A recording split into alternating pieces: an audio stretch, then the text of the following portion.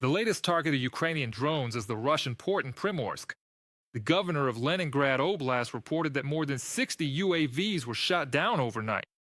It's hard to verify these numbers, but the consequences of the attack are confirmed. Satellite images show a fire at the port. According to the publication Astra, the oil terminal, a pier, and a Pantsir S-1 anti-aircraft missile and gun system were hit. Primorsk port is one of Russia's key export hubs. This isn't the first strike in recent months. Let's take a closer look at how effective Ukraine's long-range sanctions really are. The tactic of Ukraine's defense forces is targeted strikes on Russia's oil infrastructure. And there have been so many already that it's impossible to hide the consequences. You could talk all you want about dozens of drones being shot down, but satellite images capture the miles-long plumes of smoke. Among the targets in the past week were the Lukoil refinery in Perm and the Perm linear production dispatch station of Transneft. What's notable is the distance, over 1,500 kilometers from the Ukrainian border. The Orsk Nefteyork Synthes refinery in the Orenburg region was also hit. This major facility is capable of processing more than 6 million tons of oil per year. They produce gasoline, fuel oil, and jet fuel there. Such attacks hit not only exports but also the domestic market.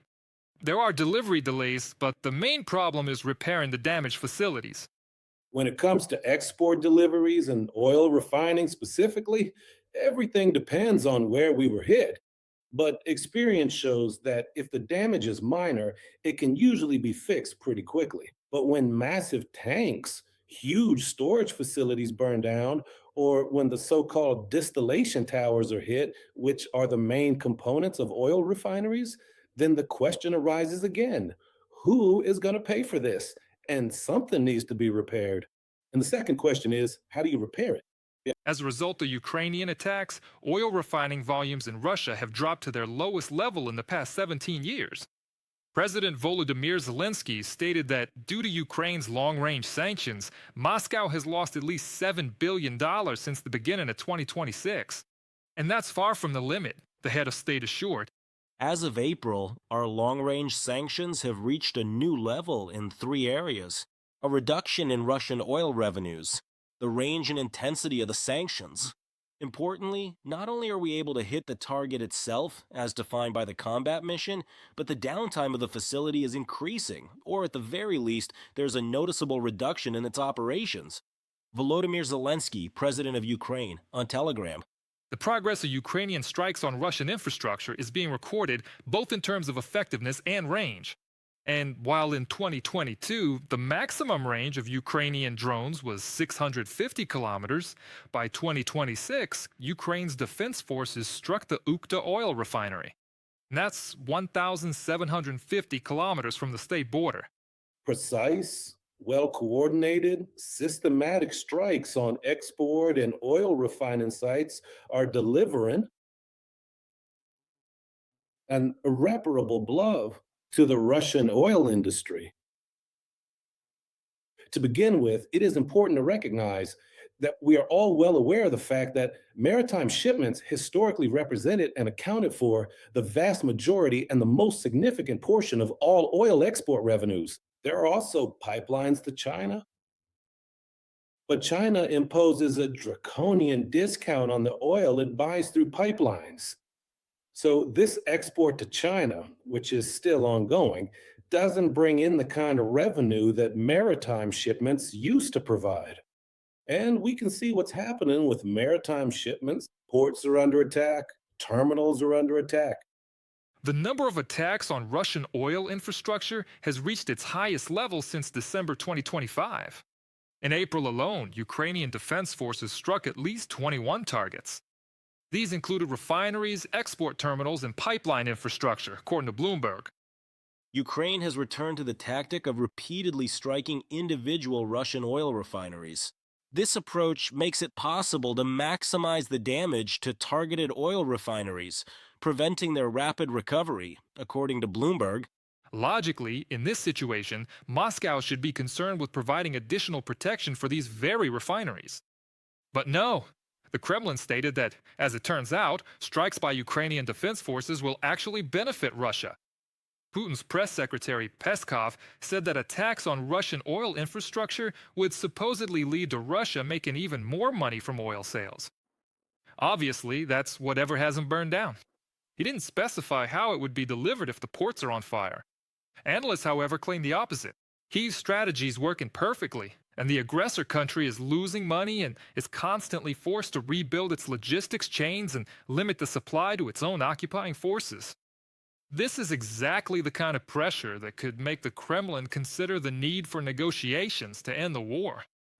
The only factor that still affects Putin, that is sensitive for the Russian Federation, and that could, let's say, push Putin toward being constructive in these negotiations, is essentially, yes, Ukraine sanctions, that very same obovona which happens at strategic, mainly export-oriented, analytical facilities of the Russian Federation. So yes, this is sensitive. Most likely, Putin even called Trump to ask for a ceasefire on May 9th.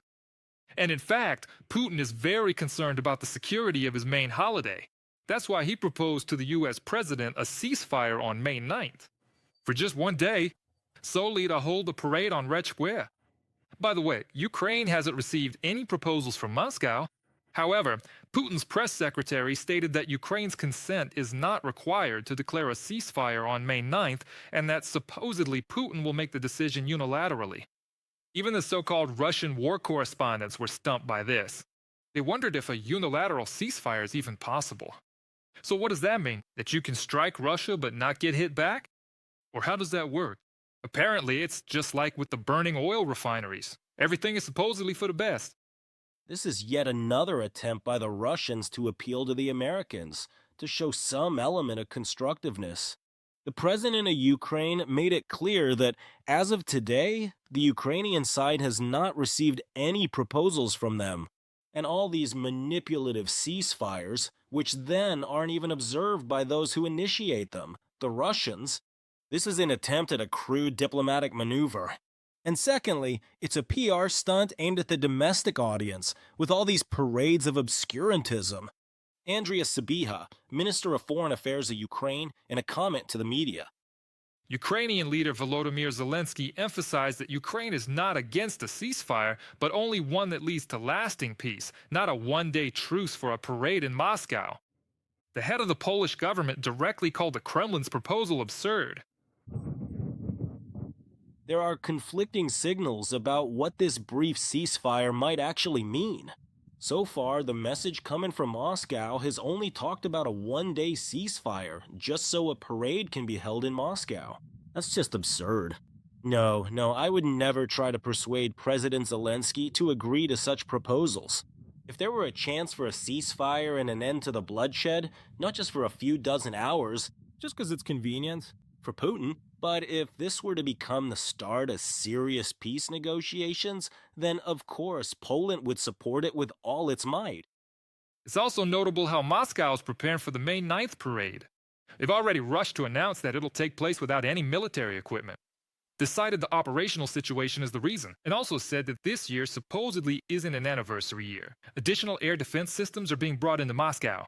They'll be jamming the internet, mobile networks, and even SMS. The Kremlin explains this as a security measure. Let me remind you, this is the 5th year of Russia's war against Ukraine. That's exactly how Putin planned it.